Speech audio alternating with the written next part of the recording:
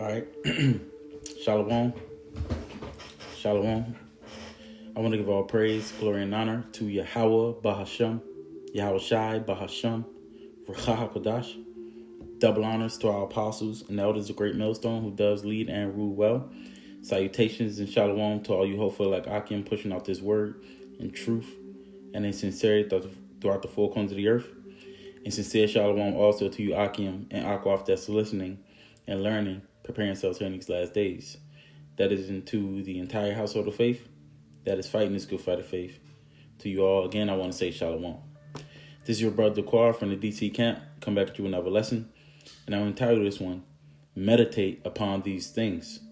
All right, and this is from the scripture you see on the screen, 1 Timothy 4 and 11 through 16 is what I wanted to focus on, you know.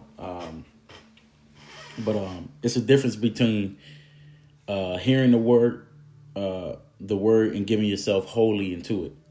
All right. And that's what we're supposed to be doing. We're supposed to be giving ourselves wholly into it, man. That's what the baptism is, being totally immersed in the word, you know, because many people, they hear the scripture, but few meditate on the scriptures, man, you know. Let me see something. I'll just go into the definition of meditate. It says focus one's mind for a period of time in silence or with the aid of chanting for religious or spiritual purposes or as a method of relaxation. Contemplate. Think deeply or focus one's mind for a period of time. All right. So this is what we're supposed to be doing, thinking deeply on it. So we got, in doing that, it allows this word to shape our thoughts, which shapes our conduct, which shapes our spirit, man, in our entire life. So Paul he wasn't just telling Timothy to teach. He was also telling him how a man of the Most High, a son of God is built up, man. How the doctrine becomes a part of that. We have to be transformed by the renewing of the word, man.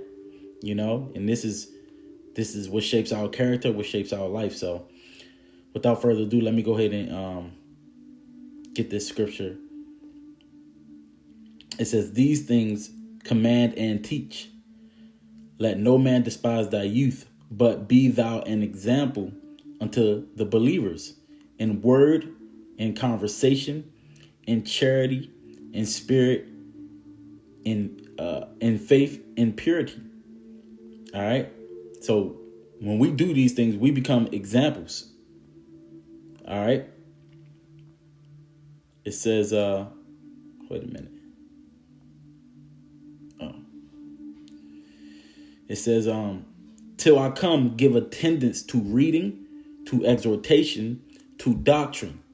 Neglect not the gift that is in thee, which was given thee by prophecy, with the laying on the hands of the presbytery. Meditate upon these things, give thyself wholly unto them, that thy profiting may appear to all.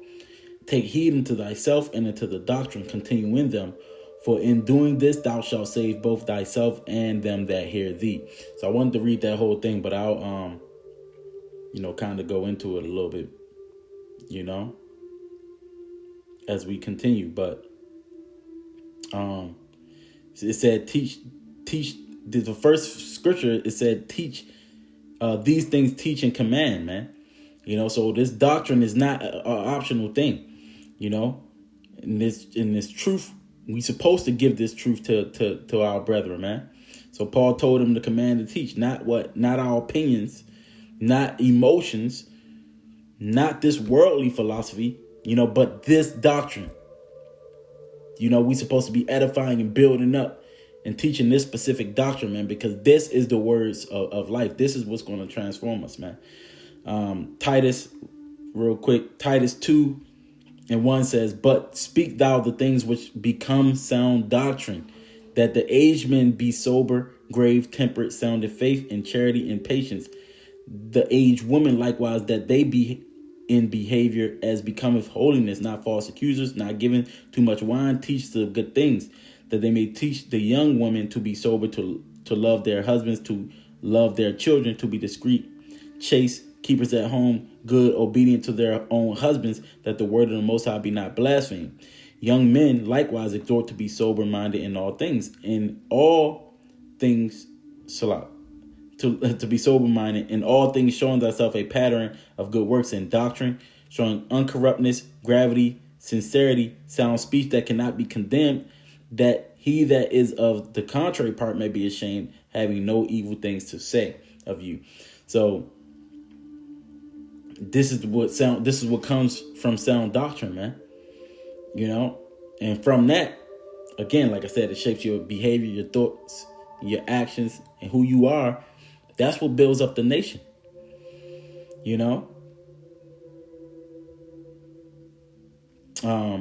So people, as Israelites, as Yasharallah, sons, even daughters of the power, we supposed to be built on sound doctrine, man. Not entertainment, because some people use gimmicks. You know, not the personalities, not feelings, man. You know? But the doctrine is the main thing. All right. It also said, let no man despise thy youth. So Timothy, he was younger, you know, but Paul was teaching him that wisdom, discipline, you know, and doctrine matters more than age, man. It doesn't matter if you gonna have some younger men that's been younger than you in the physical flesh, all right, age wise, but are older in the spirit, that's been in the camp longer than you, you know.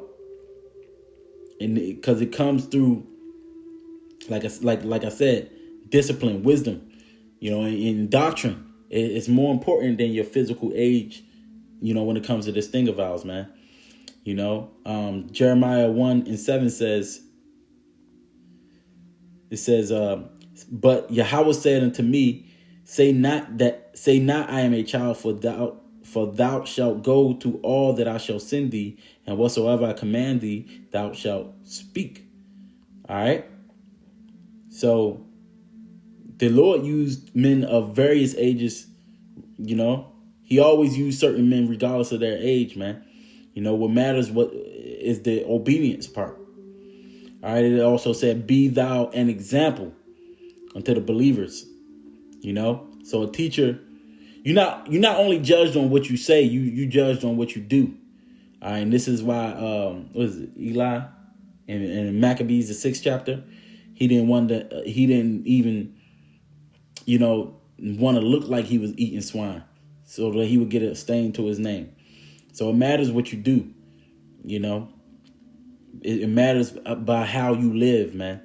You know, and Paul, he had mentioned word, he mentioned conversation, all right, which goes into your actions. It goes into charity, you know, spirit, faith, and purity, you know. All of those things follow examples that's more than just your speech, man. All right. And then also in Titus, the 2nd chapter, it said, and showing thyself a pattern of good works to the younger men. All right. So what you do, that teach, it becomes a pattern that others is going to emulate, man. All right.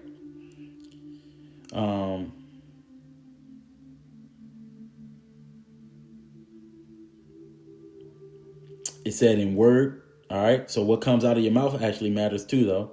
You know, a scriptures talk about how every idle word is going to be,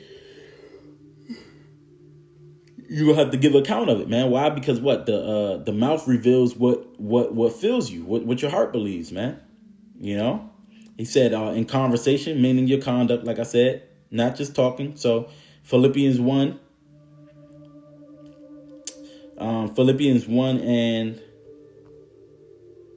27 says, only let your conversation be as it becometh the gospel of Hamashiach, that whether I come and see you or else be absent, I may hear of your affairs, that ye stand fast in one spirit, with one mind, striving together for the faith of the gospel. All right. Let me see this word affairs here.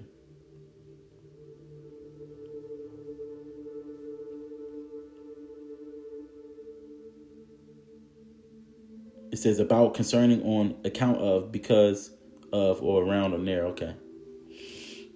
But yeah. Your match, your life should match the doctrine that we teaching, man. We're not hypocrites. It says in spirit, in charity and spirit and faith and purity, man. So this truth is not, again, it's not only supposed to be spoken, man. It's supposed to transform our inner man, And those, when you do those things, it's signs of spiritual maturity. Okay. Now, if you ain't doing these things, the Spirit is going to discover it, man. Scripture say this in Wisdom of Solomon that wisdom will not dwell in a malicious soul. So your mind and your spirit matters, man. But it also said give attendance into reading. All right. What it said, till I come, give attendance to reading, to exhortation, to doctrine. So a teacher, you must first be a reader.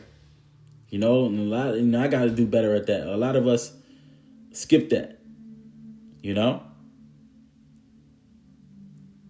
A lot of us skip that step. You can't feed people from an empty vessel, man. All right. That's why the scripture says this in 2 Timothy 2:15. It says, study to show thyself approved unto the Most High, a workman that needeth not to be ashamed, rightly dividing the word of truth. All right. So many people want to teach, but a lot of people don't want to study. They don't want to do the work. It said, it mentioned exhortation, which means you encourage, you warn, you correct, we build up. And all these words are profitable for that.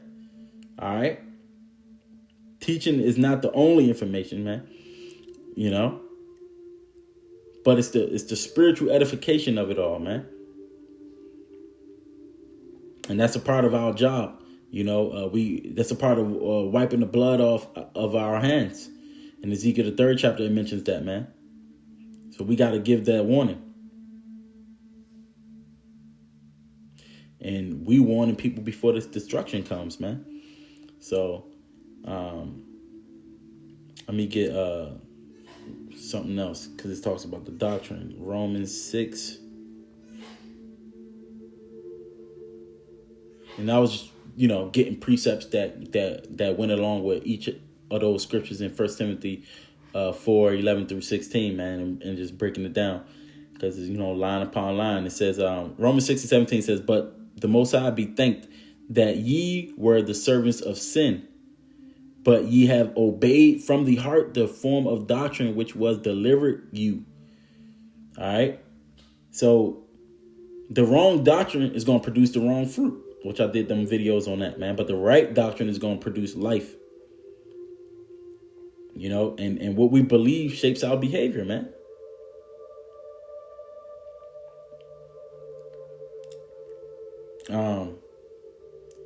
It had mentioned to neglect not the gift that is in thee, man. The Lord gave us all gifts, and those gifts can't be neglected, man. He said that when Yahushua died, he said he's going to send us a comforter, and he sent what was that, to the unity? What's that scripture? It just escaped me. Ephesians the 4th chapter.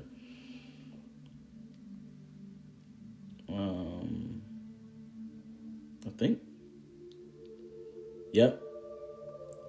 Ephesians 4:8 says, wherefore he saith, when he is ascended up on high, he led captivity captive and gave gifts unto men. Now that he ascended, what is it but that he also descended first into the lower parts of the earth? He that descended is the same also that ascended up far above all heavens, that he might fill all things. And he gave some apostles and some prophets and some evangelists and some pastors and teachers for the perfecting of the saints, for the work of the ministry, for the edifying of the body of Hamashiach, till we all come in the unity of faith and the knowledge of the Son of the Most High, unto a perfect man, unto the measure of the stature of the fullness of Hamashiach. Okay? So we can't neglect it, man. We can get distracted in this world, man. Spiritually lazy, worldly. You know, you got to watch yourself when it comes to these things. You know, it says this in 2 Timothy 1:6. It says, wherefore I put thee in remembrance that thou stir up the gift of the Most High, which is in thee by the putting on of my hands, man. So it says stir up a gift. It must be exercised. We got to use it. We got to keep it sharp, man. As they say in the world, if you don't use it, you'll lose it, man. So you got to constantly be in this thing, man. You know, like I said, meditate on these things. You know, meditation means, like I said, continued thought, a deep consideration towards, you know, rehearsing within the mind. We should always be staying and occupied in the word, man. Because whatever fills your mind, eventually, that's what shapes it. All right. That's why even from the beginning, it keeps telling us to meditate upon this stuff. You know, Joshua 1:8. I'm going to get it. It says, this book of the law should not depart out of thy mouth, but thou shalt meditate therein day and night, that thou mayest observe to do according to all that is written therein. For then thou shalt make thy way prosperous, and then thou shalt have good success. All right. So the Lord he gave us the what we needed. You know, the instruction was continued day and night, we was told, you know, because what? The battle was often in our minds first. You can conquer that part, then you got you're equipped to you know, endure in the spiritual war. All right. Psalm 1:1, it says, blessed is the man that walketh not in the counsel of the ungodly, but his delight is in the law of the Lord, and in his law doth he meditate day and night.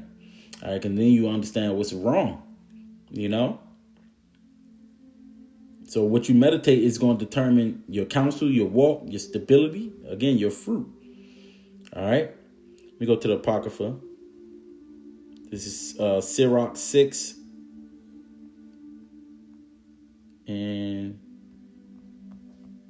verse 37. It says, let thy mind. It says, let thy mind be upon the ordinances of the Lord, and meditate continually in his commandments. He shall establish thine heart and give thee wisdom at thy own desire. All right. So, hey, we gotta stay on this stay in this word, man. What else I want? 3. Yeah. Proverbs 23:7 says, for as he thinketh in his heart, so is he. Eat and drink, saith he to thee, but his heart is not with thee. So you're going to pretty much become what you feel your thoughts. Whatever you feel your thoughts, that's what you're going to become. So meditation is going to shape your identity, man. You know? Isaiah 23:6, it says, thou wilt keep him in perfect peace, whose mind is stayed on thee, because he trusteth in thee. All right, so the mind that stays on the Lord, you're going to be stable because you trust in the Lord. All right, let me go back to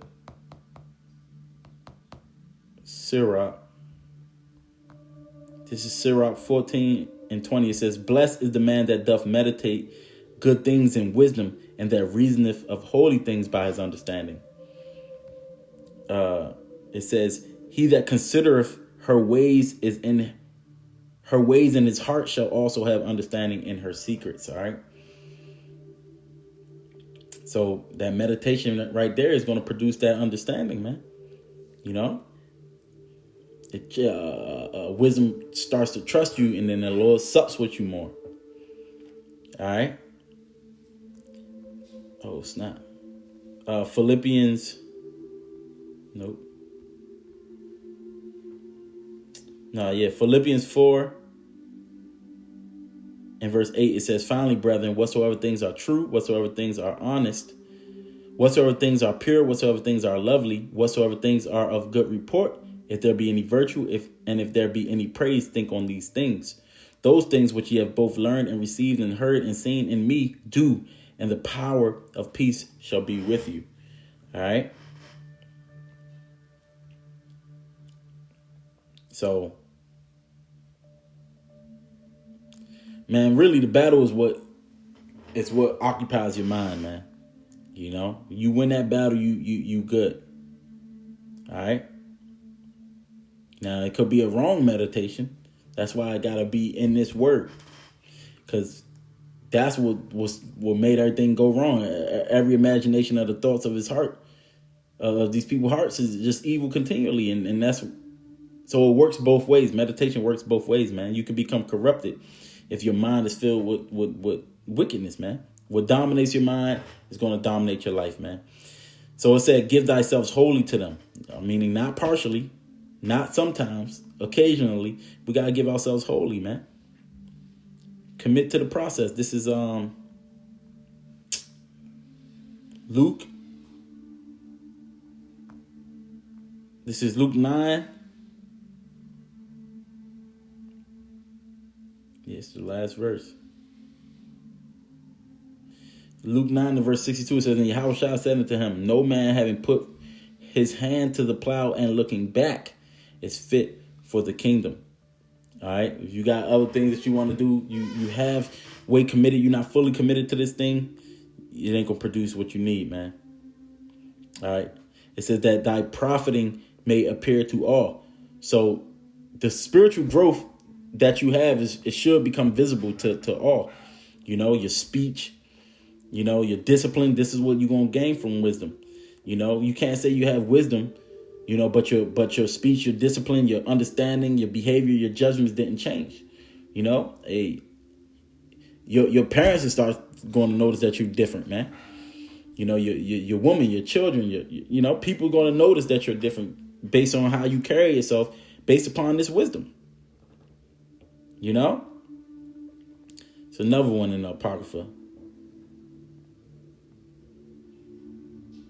Sirach 39 and 1 says, but he that giveth his mind to the law of the Most High and is occupied in the meditation thereof will seek out the wisdom of all the ancient and be occupied in prophecies. And that's what we do, man. You know, we watching these videos, you know, we watching, we reading what the word say and measuring the times, you know, we listen to the apostles, you know, and then that's when that wisdom is going to increase and flow outward, man. The growth you have is going to be evident. All right. What's that?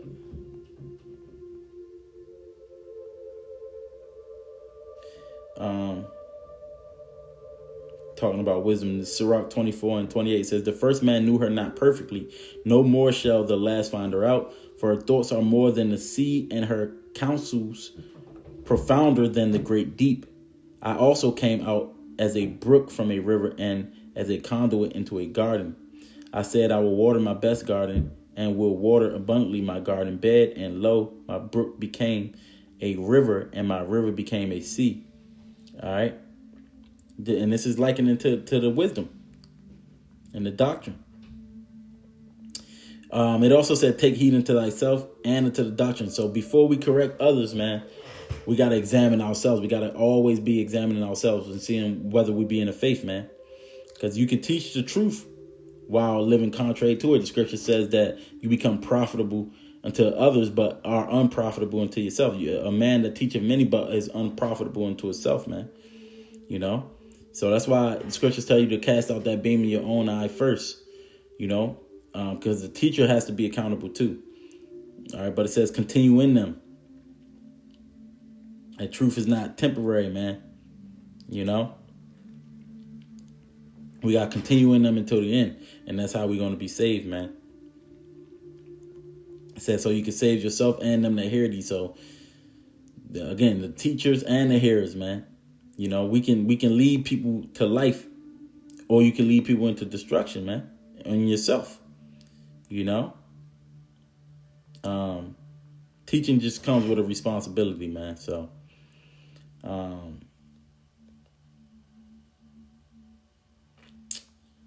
yeah, I mean, that's pretty much it. I didn't want to make this lesson too long. Paul was just pretty much teaching Timothy that, the word cannot be only spoken, man, but it must be lived. We got to meditate, study, guard our hearts and stay in this thing to the end, man. Because what? Eventually your thoughts becomes your beliefs, your belief becomes actions, your actions become your habits, and habits become your character. And character is going to determine what judgment you use, which is going to determine what judgment you're going to get. So meditate upon these things, because like I said earlier, what shapes the mind shapes the man. And what shapes the man is going to shape those that hear you too, man. And watch you. So, Lord's willing, that was edifying. To the next lesson, I want to give all praise, glory, and honor to Yahweh, Bahasham, Yahweh Shai, Bahasham, Rakah Kodash. And I want to say, Shalom.